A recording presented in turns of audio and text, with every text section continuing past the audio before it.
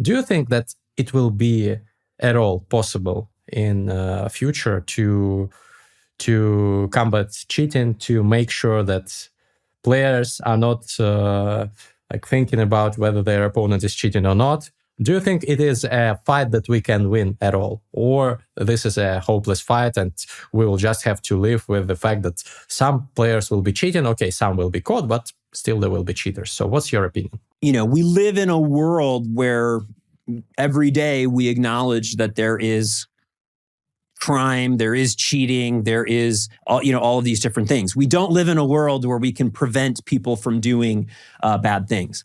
But we have, in the real world, we have police force, which then try to catch people who commit crimes and then put people who are committing crimes into prison or rehabilitation or whatever to try to curb that. But, we all accept that when we walk out our front door that, we're entering a world where something could potentially happen. It's the same in chess. There's no way to prevent cheating entirely. But the better we get at catching it, the quicker we are, the more we punish people for it, the greater it is reduced over time. And I will say that we see it actually in our numbers, we see it slightly in decline at this time. We're getting faster at catching it. We're getting faster at preventing repeat abusers. So we're making huge strides there. And some people may see that in, maybe they're playing fewer cheaters, they're getting fewer rating refunds. It's because we're actually getting better and faster at it. But we can never prevent it from happening. Our view, which is also Ken Regan's view, Ken Regan does not work for chess.com whatsoever. He's an independent, statistician and chess fan.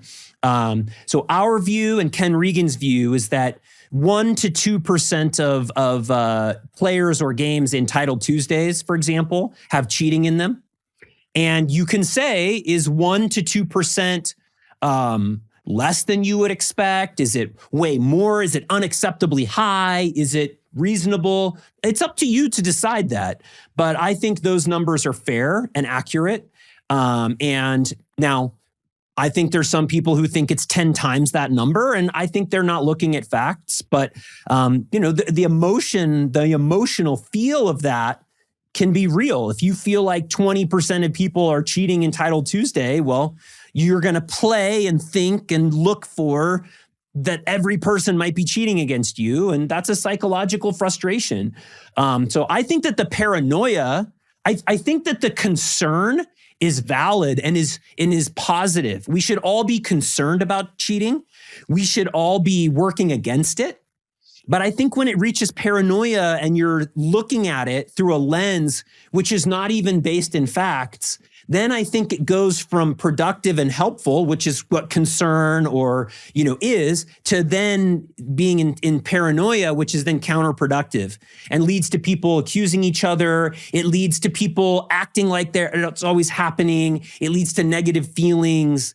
So I think that there are many top players who I know personally who are like, hey, I think it happens a little bit. It's not a big deal. I'm not worried about it.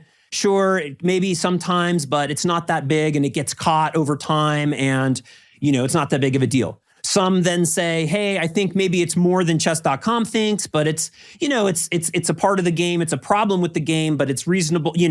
We should be worried about it. And then there's other people who are completely, in my view, living in a fantasy world that, a huge percentage of people are just cheating rampantly. And the data just doesn't back it up. The strength of play doesn't back it up. The results don't back it up. The technology doesn't back it up. So for those people, I feel bad that they're living with that pair of, set of glasses on, looking at the world through this, 30%, 50% of games in Title Tuesdays are cheating. I feel bad that there are people who think that. So that's my take on it. Yeah, I agree with you that paranoia is very counterproductive. In addition to what you said, it also makes the paranoid person play worse against a person whom he or she deems to be a cheater. Yeah, so this makes it more likely that the person will lose this game and will say that, this guy is a cheater. I like asking the following question. My guests, when we speak about cheating, if we take a spectrum of 0 to 100, where 0 is a person who believes that there are like no cheaters whatsoever, very naive and optimistic, and 100 is a person like Kramnik, who is very suspecting of everyone and saying that like there are lots of cheaters, a huge amount. Where do you put yourself in? I don't want to go 0 to 100 in terms of that, because I don't know how to gauge that. I will just say I believe that 1 to 2% of top title players will cheat in a in any given Titled Tuesday. There's 1%. And I think in casual play, depending on what pool you're in, there's some that are, if you're playing in the under 1200s, you're going to face very few, because very obvious cheaters get caught out. Cheaters who cheat don't play in under 1200. There are some in some time controls and rating bands where it is higher, and we are focused on making that better and better. But I think cheating is in the low single digits across the platform. And so with whether that puts me in low single digits on your scale or not, I'm not sure. I do think about it a lot. I really, really, really detest cheating, and I am very focused on stamping this out. But I think it's within our grasp to reduce the amount of cheating even further.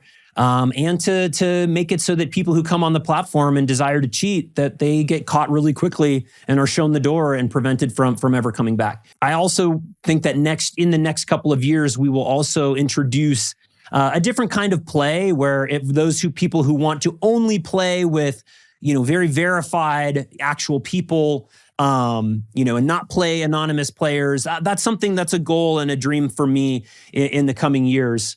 And then I think, in that pool, it would be even reduced further, because you would be tied to a very specific identity. Good. It's good to hear for many people who requested this. What about smart cheating?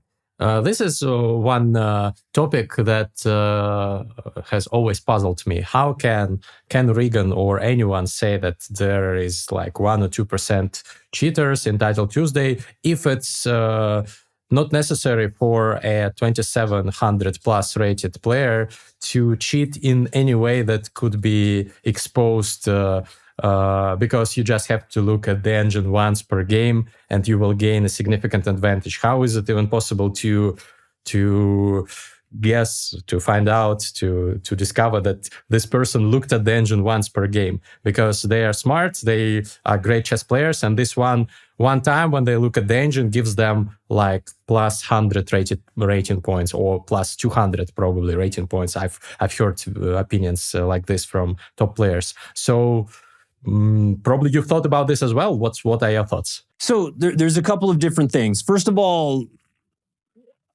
there's a lot of people think they're doing smart cheating when it's actually not that smart. I think people don't know how much we know about what's going on. So I can't say too much, because I don't want to spill some of our secrets there. But a lot of smart cheating is not as smart as you think.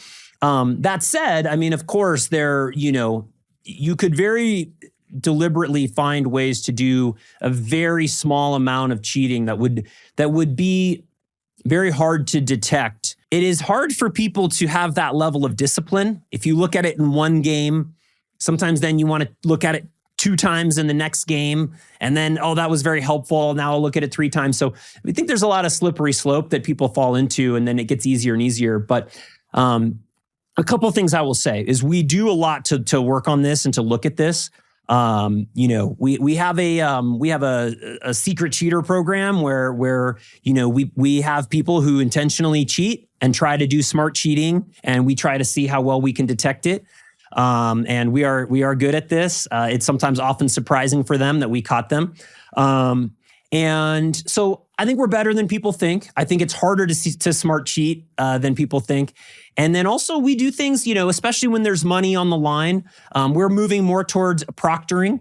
We'll put people on cameras. If someone has a great performance, they will be asked to, get on camera, to have cameras behind them, cameras in front of them, capture screens. We'll do all those different things. We'll put proctors in people's rooms at times for events where we'll just, if it's, a high profile event, we'll send somebody to sit in the room with them and, make them take their shoes off and, do a little bit of a search and play. And so we're very committed to doing that. The other thing I would say is that the thing that is hardest for people to understand and is challenging is the concept of an overperformance, right? Mm-hmm. You, Greg, you're a chess player. Let's say you played in 100 chess tournaments. In one of those tournaments, you are going to have the best performance in terms of your strength of play, compared to a chess engine. You're going to have your best performance. And it's going to be like, wow, he really played so much better than his other performances. But that's because you play. I hope it is too. But when you play enough, you're going to have over performances. If you play 100 tournaments, you're going to have an outlier great tournament. You will. Now, a lot of them will be clumped in the middle. There'll be some real bad ones, and there's going to be some really good ones. Now, multiply that not just by hundreds of Titled Tuesdays per year, but by hundreds of players in hundreds of Titled Tuesdays per year. And you now have every week, somebody is playing the freaking best Titled Tuesday of their life because of the law of numbers and the law of performances.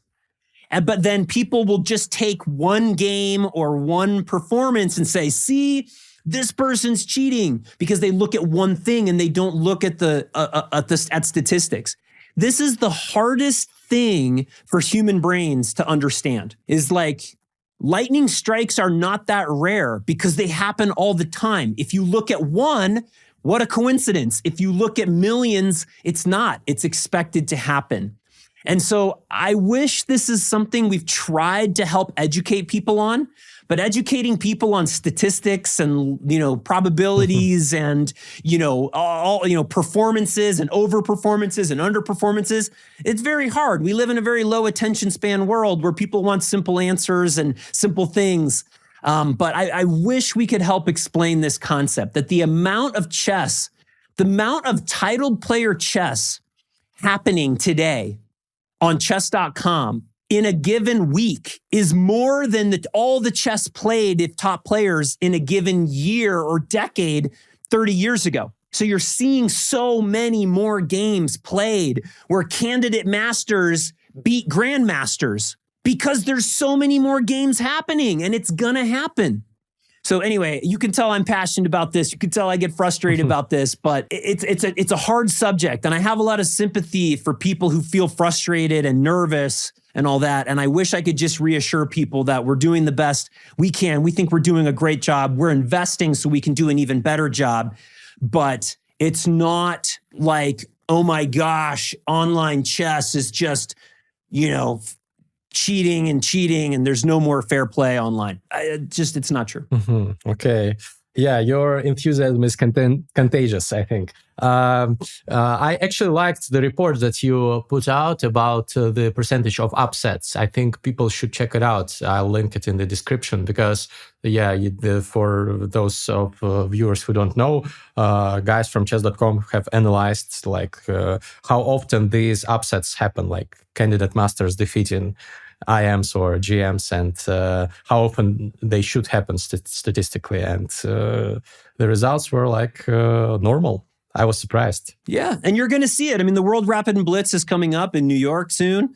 You're going to see a lot of players from a lot of things, and you're going to see some upsets.